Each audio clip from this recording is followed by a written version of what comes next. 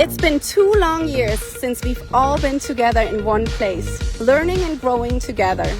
And now, on February 19th to the 22nd here in Florida, we're going to have an opportunity to see each other once again, to grow, both personally and professionally.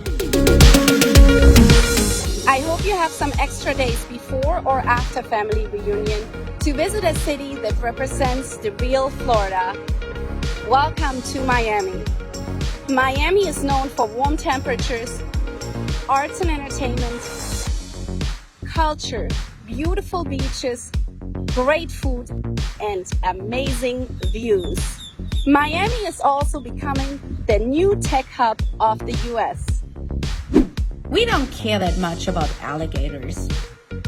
We have sharks.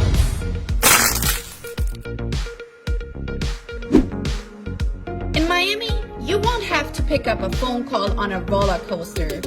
We don't have roller coasters. We have beaches. Here are a few tips for all of you coming to Florida. 1. Unlike Miami, Orlando can get really chilly, so make sure you dress like an onion. 2. Don't call our palms trees. They're not. They're official state grass. And 3. This is for the ladies. Don't even bother curling your hair.